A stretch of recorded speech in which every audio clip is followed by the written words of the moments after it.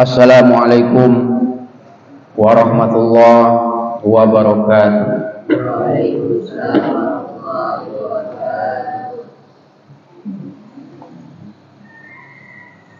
Alhamdulillahirabbil alamin. Wassalatu wassalamu ala asyrafil anbiya'i wal mursalin wa ala alihi wa sahbihi ajma'in. Asyhadu an la ilaha illallah wa asyhadu anna Muhammadar Rasulullah. Allahumma shalli ala sayyidina Muhammad wa ala ali sayyidina Muhammad. Subhanaka la ilma lana illa ma 'allamtana innaka antal alimul hakim. Jamaah salat subuh, para santriwan Pondok Pesantren Asy-Syidiqiyah, para pecinta Al-Quran, insyaallah, para penghafal Al-Quran, ahli ibadah, ahli ilmu, ahli zikir.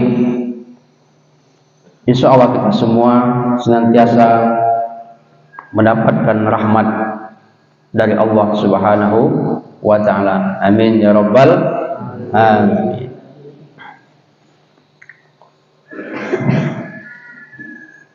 Selanjutnya kita sampaikan salawat dan salam kepada Rasulullah sallallahu alaihi wasallam dengan ucapan Allahumma shalli ala sayyidina Muhammad wa ala ali sayyidina Muhammad. Beliaulah panutan yang paling sempurna di muka bumi ini. Beliau merupakan suri tauladan yang terbaik di atas suri tauladan yang ada di muka bumi ini. Beliau adalah pemimpin terbaik, pemimpin tersukses yang ada di muka bumi ini, yaitu Rasulullah Sallallahu Alaihi Wasallam. Oleh sebab itu, anak-anak sekalian, marilah sebagai penyegar dan penyejuk kita pada pagi ini, marilah kita sama-sama berselawat kepada beliau. Ya Nabi, salam alaika. Ya Rasul, salam alaika. Ya Habib, salam alaika. Salawatullah alaika. Ya Nabi, salam alaika. Ya Rasul, salam alaika. Ya Habib, salam alaika. Salawatullah alaika. Coba satu lagi salawatnya. Salawat. Allahumma sholli sholatan kamilatan wa sallim salaman taman ala sayyidina Muhammadin tanhalu bihil uqadu wa tanfaidul ihul qurabu wa tuqabihil hawadiju wa tunalu bihil wahidu wa husnul khawatim wa yustasqal wamamu biwasmihil karim wa ala alihi wa sahbihi fi kulli lanhati wa nafasi adadi kulli ma nuhilla. Anak-anak sekalian, sholawat ini perlu. Sholawat sangat perlu. Sholawat ini malah lebih dianjurkan untuk selalu diperbanyak. Kita baca di setiap harinya. Sholawat ini kalau bisa terus sehabis sholat paling tidak 10, paling sedikit 10 kita baca.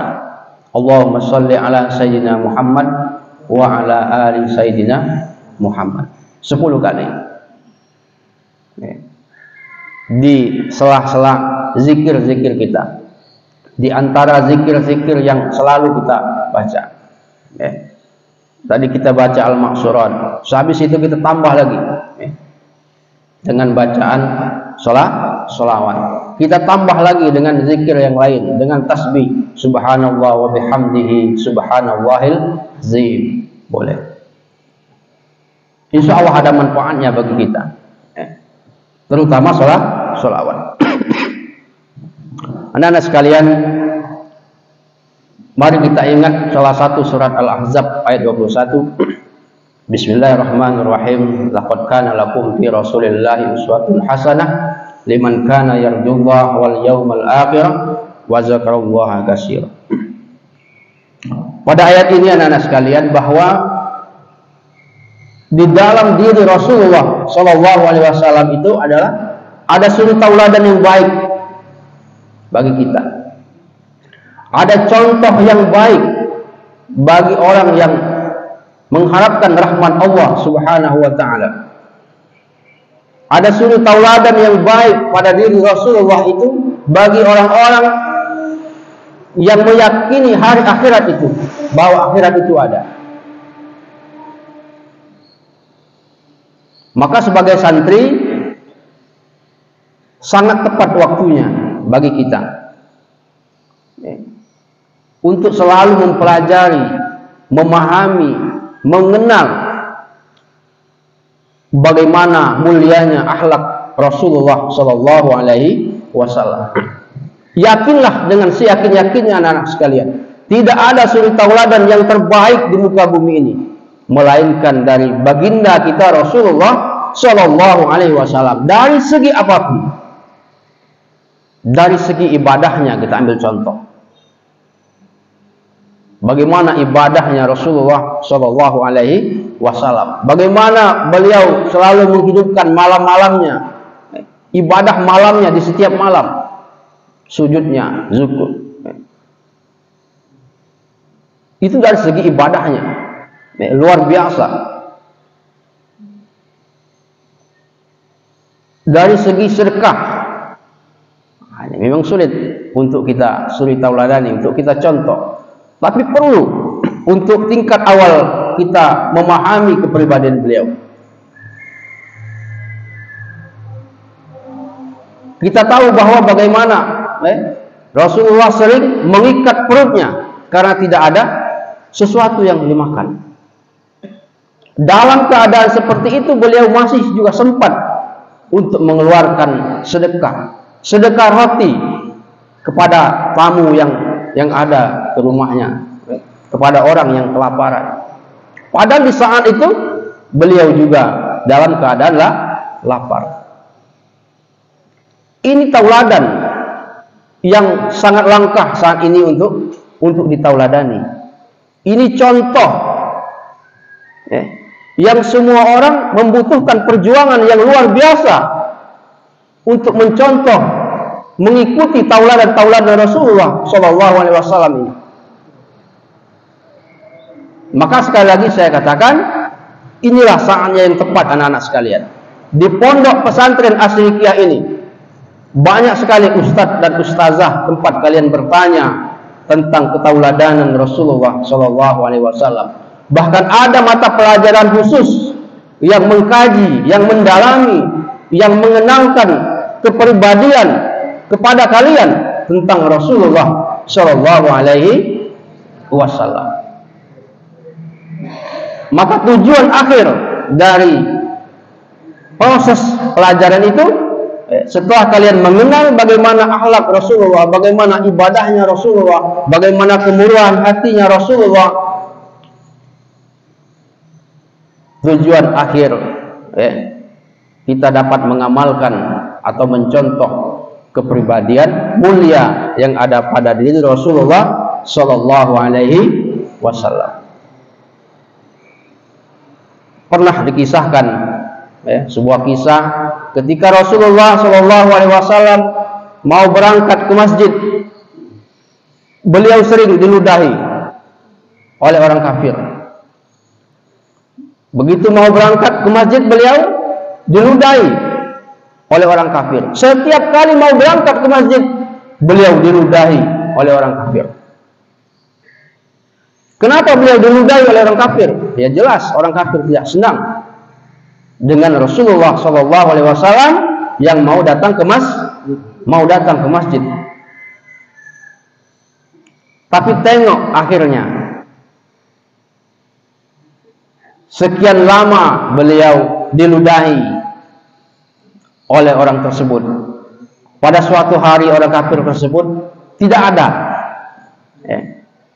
Ditengok oleh Rasulullah. Di saat beliau mau ke masjid, mana katanya orang yang langganan saya yang biasa meludahi saya? Kok tumben tidak ada? Dicari. Memang betul-betul tidak ada pada hari itu. Sehabis ke masjid, Rasulullah bertanya, mana sepulan? Ternyata apa yang didapatkan oleh Rasulullah? Sepulan sakit ya Rasulullah. Maka cepat Rasulullah pulang ke rumah, membawa roti, kemudian menengok orang kafir tadi yang sakit, orang kafir yang meludahi dia tadi, yang dalam keadaan sakit. Dia datang ke rumah orang itu, Rasulullah, ditotoknya pintu, tok tok tok tok. Siapa di dalam, kata orang kafir? Muhammad. Ya, dari dalam, masuk aja ya Muhammad, katanya. Pintunya tidak dikunci. Maka apa yang terjadi? Di dalam rumah itu orang kafir itu terharu dengan kehadiran Rasulullah Shallallahu Alaihi Wasallam. Beliau terharu dengan kedatangan Nabi kita Muhammad Shallallahu Alaihi Wasallam. Ya Muhammad, katanya, sahabatku yang paling akrab, yang semakan seminum sampai detik ini belum ada menengok saya yang dalam keadaan sakit ini. Sahabat saya, orang terdekat saya, kawan saya bercerita, kawan saya bercanda, belum ada satupun yang melihat keadaan saya. Sedangkan engkau ya Rasulullah, setiap saat, setiap waktu engkau mau ke masjid, saya ludahi engkau, tapi engkau pertama sekali melihat, datang ke rumahku, menengok keadaanku. Maka saksikanlah ya Muhammad, asyhadu an la ilaha illallah wa asyhadu anna Muhammadar Rasulullah. Orang kafir tersebut masuk Islam. Lantaran apa ini?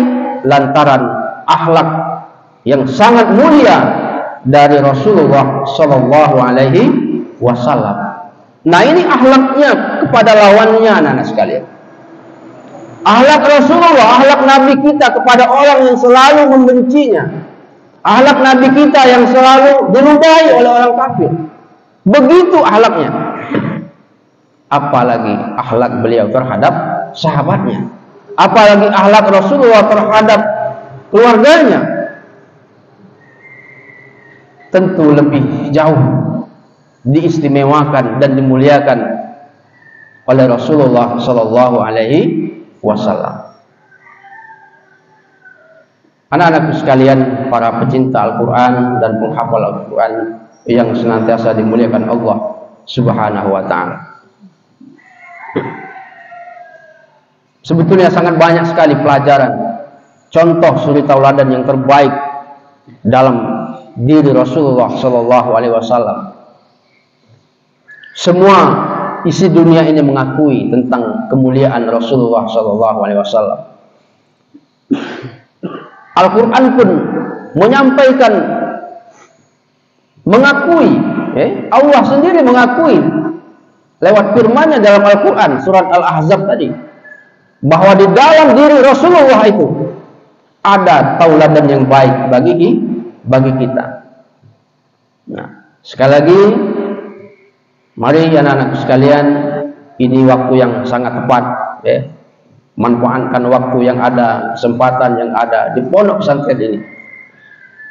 Apalagi kelas 7, perjalanannya masih jauh, usia masih sangat muda, tenaga masih sangat kuat, pendengaran masih tajam, mata masih tajam, kemudian daya ingat masih sangat kuat. Maka ketajaman tersebut, kekuatan ingatan tersebut, tenaga yang ada itu harus digunakan dengan maksimal mungkin. Semaksimal mungkin harus dipergunakan untuk belajar agama, terutama dalam memahami atau mengenal kepribadian Nabi kita Muhammad Sallallahu Alaihi Wasallam.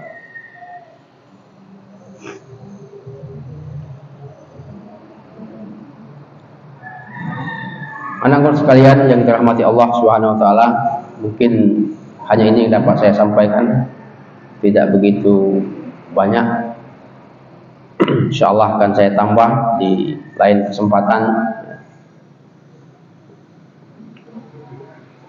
Kami selaku Dewan Guru tentunya sangat berharap di antara kalian,